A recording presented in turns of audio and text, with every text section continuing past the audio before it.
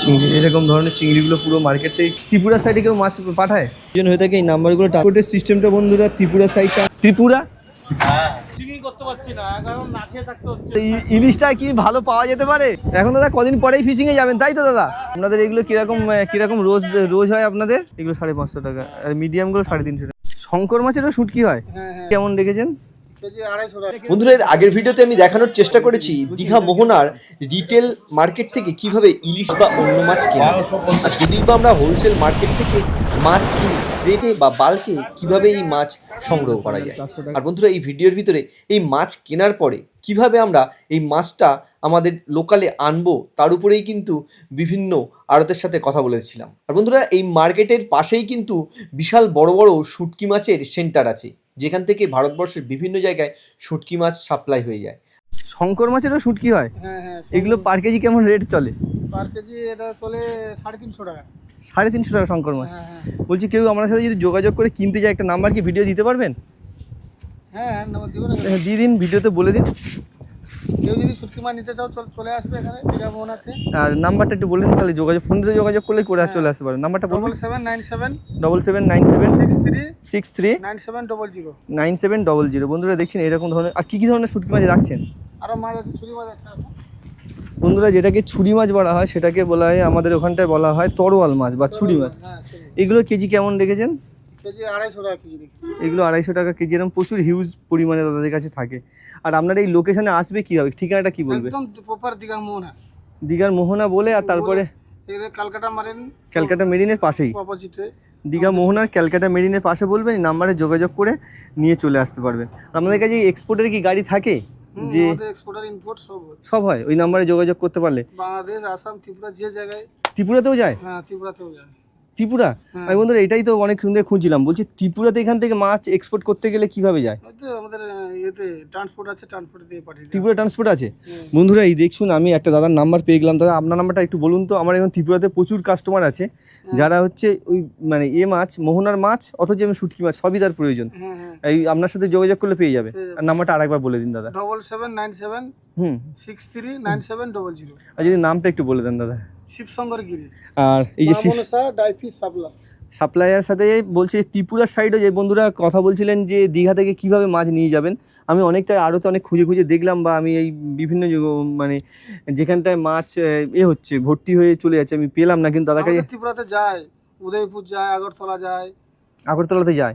দাদা এই নাম্বারে যোগাযোগ করে নেবেন। ট্রান্সপোর্ট খরচ কি আছে তাহলে মোটামুটি ট্রান্সপোর্ট খরচ কিরকম পড়ে যায়?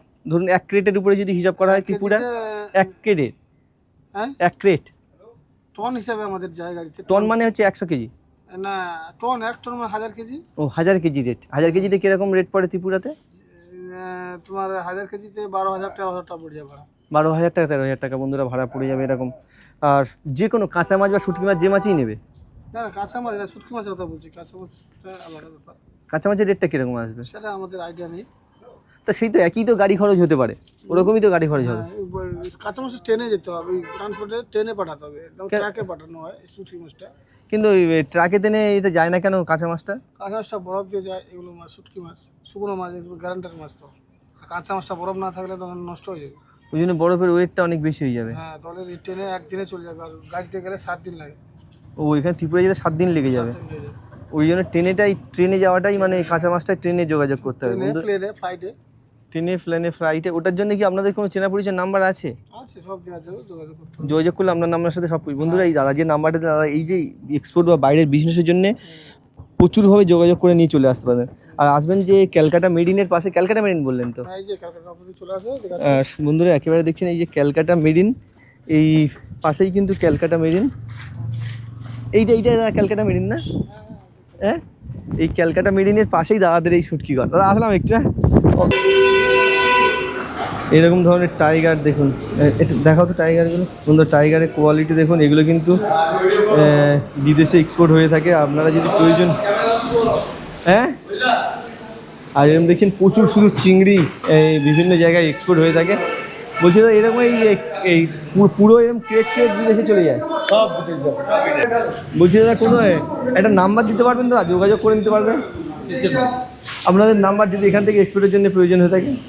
আমাদের কোম্পানির সাথে ডাইরেক্ট তো কোম্পানির সাথে ডাইরেক্ট একেবারে এক্সপোর্ট। বন্ধুরা কোয়ালিটি দেখুন চিংড়ি, এরকম ধরনের চিংড়িগুলো পুরো মার্কেট থেকে কিনে এক্সপোর্ট হয়ে থাকে। আর যদি বন্ধুরা লোকালভাবে এক্সপোর্ট করতে চান ত্রিপুরার দিকে, আমি চেষ্টা করছিলাম কিছু নাম্বার প্রোভাইড করে দেওয়ার, কিন্তু সেইভাবে আমি যোগাযোগ করে উঠতে পারলাম না। কিন্তু প্রচুর এইসব ঘর থেকে মাছ এক্সপোর্ট।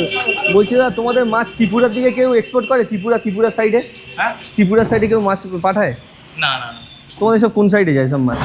এইখানে কোম্পানি আছে, তোমাদের কোম্পানি থেকে? Fish meal company. Fish meal কোম্পানিতে চলে যায়, অয়েল পাউডার তৈরি করে, অয়েল পাউডার। এখান থেকে এই মাছগুলো থেকে পাউডার তৈরি হয়। পাউডার বন্ধুরা এই মাছগুলো কিন্তু পাউডারের কাজে তৈরি হয়ে যায়, এরকম দেখেন মিল কোম্পানিতেই চলে যায় এইরকম। কিন্তু এই মাছ কেনার পরে প্রচুর কিন্তু ট্রান্সপোর্ট ঘর আছে। আমি বন্ধুরা দুই জায়গায় কথা বলে দেখলাম, আর যে বন্ধু বলেছিলেন ত্রিপুরার দিকে, এখানে কিন্তু বন্ধুরা ত্রিপুরার দিকে এইভাবে ট্রান্সপোর্টে মাছ পাঠানো যায় না। বলছি দাদা, এখান থেকে ত্রিপুরার দিকে কি ট্রান্সপোর্টে মাছ পাঠানো যায়? হ্যাঁ, ত্রিপুরার দিকে ট্রান্সপোর্টে মাছ পাঠানো যায়? ত্রিপুরা হ্যাঁ, বর্তমান যাচ্ছে না, লাইন থাকলে পাঠানো যাবে। ত্রিপুরার দিকে পাঠানো যায় দাদা? ত্রিপুরা হ্যাঁ, আগরতলা ত্রিপুরা যাবে? তার জন্য আপনার সাথে একটা নাম্বার দিয়ে দেবেন, যদি যোগাযোগ করে নেবে ওখান থেকে এসে আপনার সাথে কীভাবে মাছ নিয়ে যাবে, গাড়ি ফাড়ি যোগাযোগ করে। এখান থেকে মাছ যায় সব জায়গায়, কিন্তু ও লাইনটা আমাদের নেই। আমাদের আছে যাদের লাইন আছে তারা ওয়েস্টার্ন লাইন আছে আমাদের, ওই সাইডে, কিন্তু ত্রিপুরার লাইন, ক্যানিং লাইন আছে, ত্রিপুরার লাইনটা এমনি, জালনা আছে। ত্রিপুরাটা কার সাথে কথা বললে পাওয়া যায় বলুন তো? এরা তো পাশে ওরা তো বর্তমান লাইন। বিভিন্ন মাছ এখানে পাঠানোর মতো ত্রিপুরাতে এখানে খুব কম যায়, তাই তো? কম। যোগাযোগ খরচটা মানে অনেক, গাড়ি খরচটা অনেক বেশি হয়ে যায়, তাই তো না? আমাদের নাম্বার ওই যে বন্ধুরা যদি প্রয়োজন হয়ে থাকে এই নাম্বারগুলো ট্রান্সপোর্টের জন্য যোগাযোগ করে নিতে পারেন। আর এই নাম্বারগুলো যোগাযোগ করতে পারেন। কিন্তু বেশিরভাগই যা কথা বলে দেখলাম এখানকার ট্রান্সপোর্ট ত্রিপুরার দিকে কিন্তু খুবই কম ট্রান্সপোর্ট হয়ে থাকে। এইরকম বন্ধুরা ঘাটের ভিডিও কেমন লাগে অবশ্যই জানাবেন। যদি এরকম ভিডিওগুলো ভালো লাগে অবশ্যই আমার চ্যানেলটা সাপোর্ট করে দেবেন। আর এই সময়টা কিন্তু ইলিশটা যতটা আশা করা ছিল নেই, যেহেতু পশ্চিমে হাওয়া খুব রোলিং হচ্ছে দাদাদের কথা অনুযায়ী, সেই জন্য কিন্তু ভালো ইলিশটা এই জন্য দাদারা কালেকশন করতে পারছে না, ওই কিন্তু পাচ্ছে না। আর ইলিশটা কি ভালো পাওয়া যেতে পারে? একদম দাদা, একদম দাদা। এইরকম বন্ধুরা দেখছেন, হ্যাঁ বলছি দাদা, ইলিশ কি এখন একদমই খুবই কম?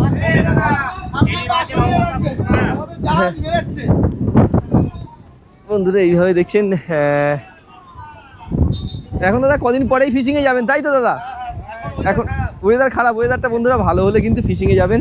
এই দেখছেন এইভাবে কিন্তু চলে যাচ্ছে। কিছুদিন পরে ওয়েদারটা আবার চেঞ্জ হওয়ার পরেই কিন্তু সবাই আবার ফিশিংয়ে চলে যাবে। ভেবেছিলাম এই ওয়েদারেই মাছ আসবে, কিন্তু না বন্ধুরা, এই ওয়েদার না ভালো হওয়ার পর্যন্ত ফিশিংয়ে যেতে পারবে না। আজকের দিনটা তো ফাঁকা হবেই, কালকে হয়তো মোটামুটি বেরিয়ে যাবো আর কি। কালকে আর বলছি আপনারা তো অনেক অভিজ্ঞতা আছে, ইলিশ কি প্রথমের দিকটা হতে পারে, কি মনে হয়? ইলিশ মোটামুটি একটু খবর আছে, যারা ভোট করেছিল তারা কিছু মাছ পেয়েছে, অল্প স্বল্প কিছু পেয়েছে, সেই হিসাবে আমরা একটা ভরসা আছে যে আমরা পাবো গেলে একটা সম্ভাবনা আছে মানে। সম্ভাবনা আছে। আর যেভাবে ইলিশের দাম এখন তো প্রচন্ড আকাশ ছোঁয়া দাম। হ্যাঁ, মাছ এখন আপাতত কম, তো প্রচন্ড আকাশ ছোঁয়া দাম তো হবেই, মাছের আমদানিটা কম নেই যে। আর আপনারা এমনি কত ট্রলার আপনারা যান সমুদ্রে মোটামুটি? এখান থেকে আমাদের মোটামুটি অনেক ট্রলারে যাওয়া হয়, মোহনার ট্রলার আছে, তারপর শঙ্করপুরের ট্রলার আছে, ঠিক আছে? এটা আপনাদের শঙ্করপুরের ট্রলার? হ্যাঁ, এটা মোহনার ট্রলার। ওইগুলো সব মোহনার ট্রলার। আর যে ওদিক দিয়ে যাচ্ছে ওগুলো শঙ্করপুর। ও দুটো জায়গার ট্রলার এখানে এসছেন? হ্যাঁ, এখানে একটু এই রেস্ট ফেস্ট নিতে এসছেন? হ্যাঁ, এই যে ওয়েদার খারাপ বলে তাই এটা খাড়ির মধ্যে চলে এসছেন। বন্ধুরা এরকম কিন্তু একেবারে দাদাদের সাথে মাছ ধরতে যাবেন, তাদের সাথে এই গল্প এইভাবে করলাম, কেমন লাগছে অবশ্যই জানাবেন। আর বলছি আপনাদের দাদা এই যে পরিস্থিতির মধ্যে যান, সেটা তো খুব ভয়ঙ্কর পরিস্থিতি, তা আপনাদের এই ফিশিংটা যখন করেন তা সেই সময়টা কি আপনারা কি আবহাওয়া দেখে বুঝতে পারেন যে এই মাছটা হতে পারে বা ওই মাছটা হতে পারে? হ্যাঁ, সেটা কখনো কিছু ক্ষেত্রে হয়, ঠিক আছে? যখন আবহাওয়া খারাপ হয় তখন তো এটা তো একদিন থেকে হয় না, হয়তো 2 দিন 4 দিন আগের থেকে, 5 দিন 1 সপ্তাহ আগের থেকে এটা সিগন্যাল হয়ে যায়, ঠিক আছে? এবার আমরা অথচ ওইটা লক্ষ্যটা বুঝতে পারি বা খবর আমাদের হয়ে যায় ভাইয়া হয়ে, ঠিক আছে, টলার বা ডাঙ্গার থেকে, ঠিক আছে, আমরা চলে আসি বা আমরা কিছু খবর পাই। হ্যাঁ, আবহাওয়া থেকে রিটার্ন করে। আর আপনাদের যতগুলো এই জাল দেখছি সবই কি ইলিশের জাল আছে নাকি? সব ইলিশ, সব ইলিশের জাল, টলারের সমস্ত সবই জাল ইলিশেরই জাল। মোটামুটি আপনারা ইলিশ শিকার করার জন্যই মোটামুটি সমুদ্রেই যান। তো ঠিক আছে, একটু ভিডিও নিলাম, ইউটিউব ভিডিও। ঠিক আছে, ওই জন্য কিছুদিন পরেই যাবেন, ওই জন্য মার্কেটে এখন ইলিশটা সেইভাবে আসেনি, তাই না? একটু দাদা একটু ভিতরের দিকে যাচ্ছে।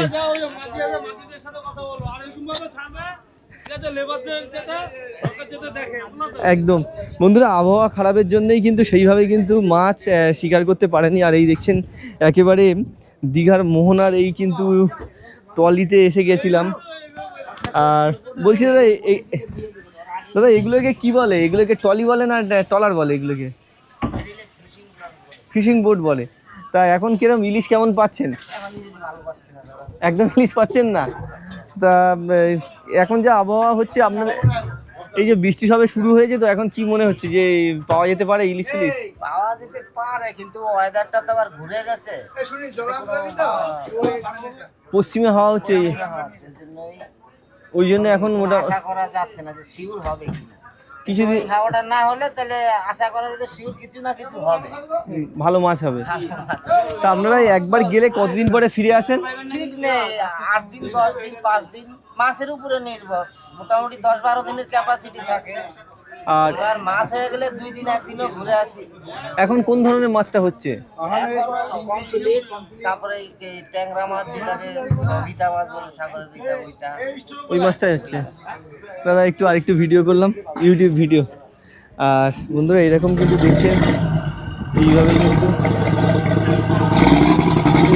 ফিশিংয়ের জন্য রেডি হয়ে চলে যাচ্ছে, দেখছেন। আর কিনেন এইখানটায় শুটকি মাছের বিজনেসটা হয়, প্রচুর ধরনের শুটকি মাছ এখানে কিন্তু।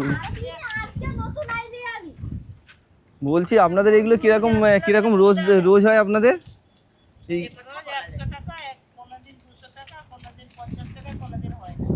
এইরকম ধরনের। আর বলছি এই শুটকি মাছ কিনতে গেলে কোথায় কথা বলতে হবে? ঘর কোনটা? ওই দিকটা না?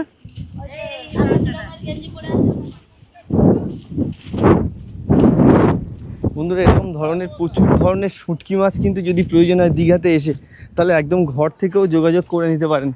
এখানকার শুটকি মাছ কিন্তু বিখ্যাত শুটকি মাছ, বিভিন্ন ধরনের নিয়েড়ে থেকে সব ধরনের শুটকি মাছ এখানটায় তৈরি হয়ে থাকে। বলছি দাদা আপনাদের এই শুটকি মাছ এখান থেকে তো আপনারা বাইরে বিক্রি করেন, তাই তো? হ্যাঁ। বলছি তার জন্য একটা কি যোগাযোগ নাম্বার দিতে পারবেন? যোগাযোগ করে হয়তো দীঘাতে আসলে আপনার সাথে এখানে চলে আসবে। হ্যাঁ, দেওয়া যাবে। এই নাম্বারটা ভিডিওতে একটু বলে দিন দাদা। 9987 9987 622 622 718। 718। বলছি দাদা এখন এই যে বংলা মাছের এগুলো আপনাদের কীরকম পার কেজিতে রেট হয়? আর কি বলছো? পার কেজিতে রেট হয় এগুলো? হ্যাঁ, কেজিতে। এগুলো কেমন কেজি চলছে এই শুকনো বাংলাগুলো? শুকনো বাংলাগুলো 350, 400। বন্ধুরা আর একটু মোটা হলে 550, 600 এইরকম বিক্রি হয়। মানে এর কোয়ালিটি অনুযায়ী রেট হয়। কোয়ালিটি, হ্যাঁ। আর কোন কোন ধরনের মাছ আপনারা শুটকি মাছ তৈরি করেন? আমাদের ছুরি তৈরি হয়, তারপরে ছুরি, বংলা দেখছি। হ্যাঁ, আর হয় বিভিন্ন রকম মাছ হয়।